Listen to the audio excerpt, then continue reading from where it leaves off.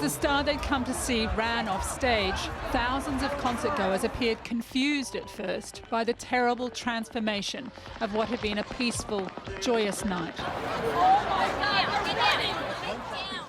They stood out in the open, exposed as automatic gunfire rained down with horrific effect.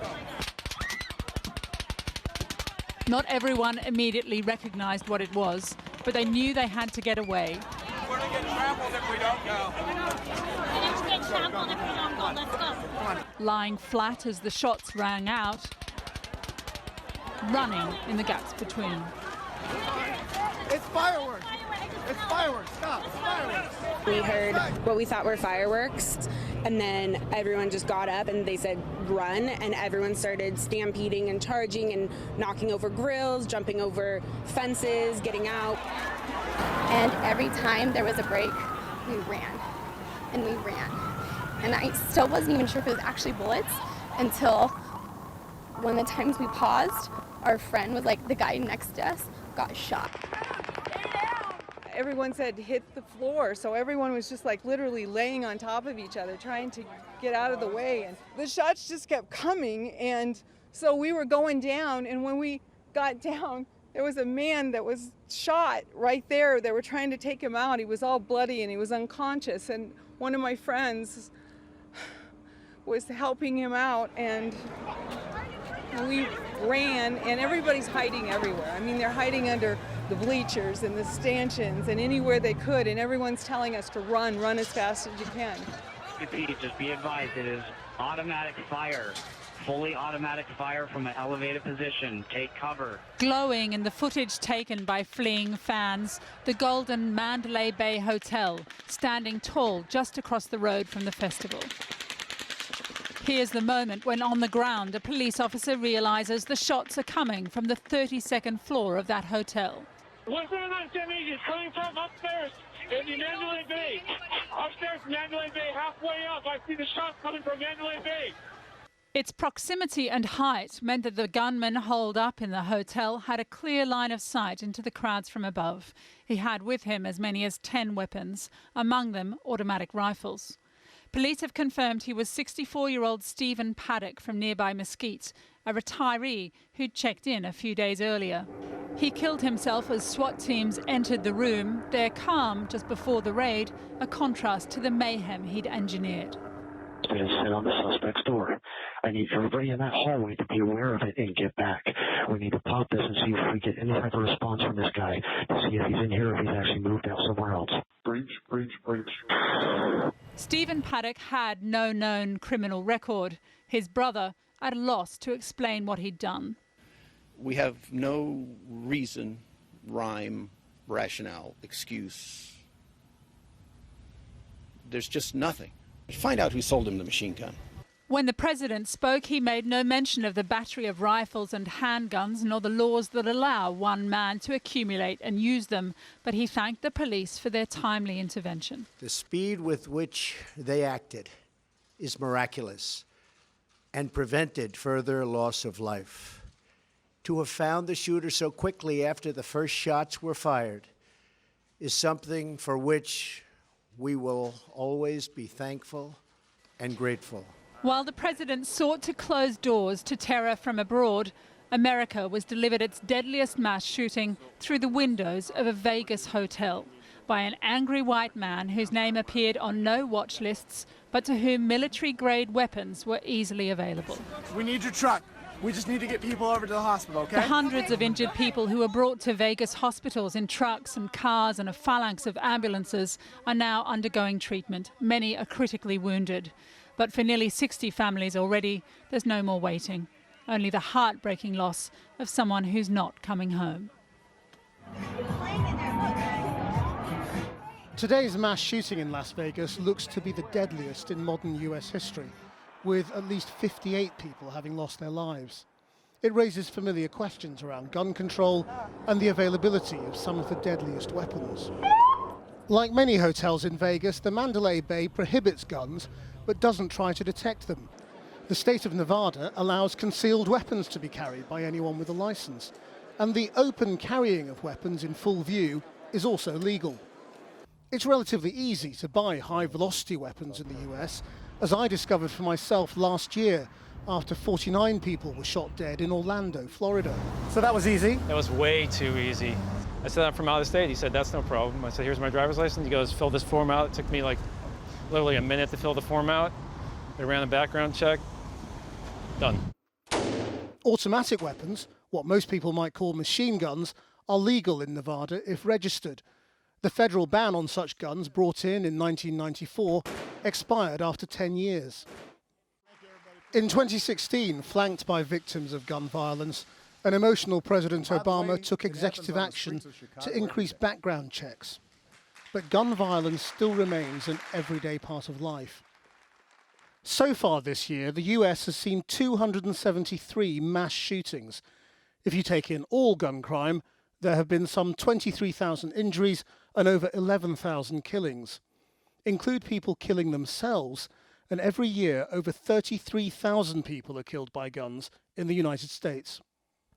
The husband of former Democratic Congresswoman Gabby Giffords, who survived an assassination attempt 5 years ago, had this to say.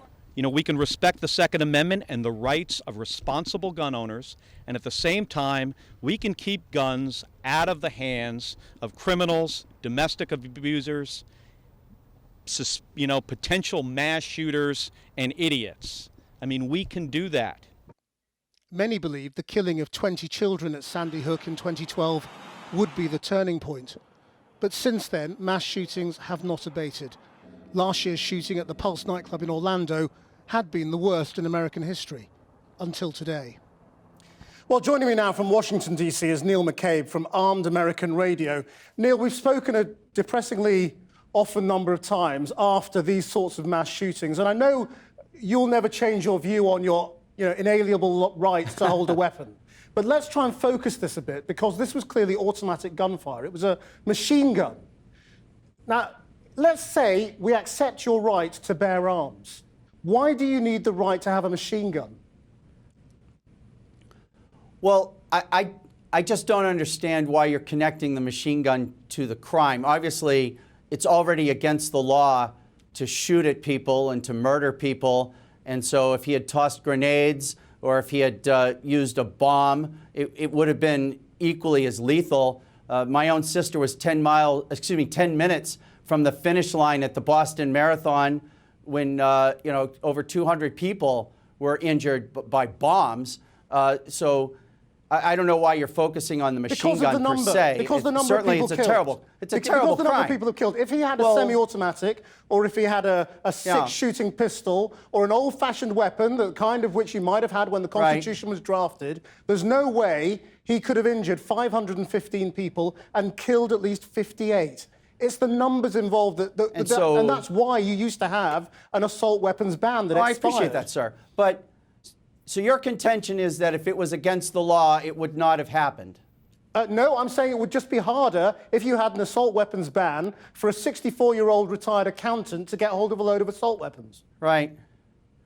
Well, I mean, remember during the assault weapons ban, it's not obvious to me, and during the assault weapons ban, we had the Columbine High School shooting, which was also a horrific event, and there were certainly laws against that. I mean, you have to understand that guns save lives, guns prevent crimes, and you're asking Americans to what? Disarm themselves because of an incident in Las Vegas? Well, you know, the argument you usually throw back at us during these conversations is that you are better off with a weapon if you come under attack.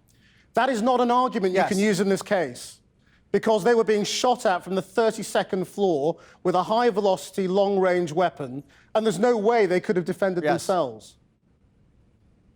I agree with you. I mean, there's no way you could have defended against this. This is a brutal, horrible, criminal act. So you don't want to do anything. You just think this is one of those things you accept as the price of freedom. It's a problem, right? This is the problem living in a free country, is that there's going to be risks involved. And, those countries that we refer to as dictatorships or tyrannies are countries where they sort of pre-punish the crimes. You just had a clip, Captain Mark Kelly, the husband of Gabby Giffords. He testified before Congress that the AR-15 should be banned. And I wrote an article that 2 weeks later, he tried to buy an AR-15 for himself. And so what are you going to do with guys like this? I mean, they say one thing, and then when it comes to their own personal safety, Mark Kelly wanted an AR-15 for himself.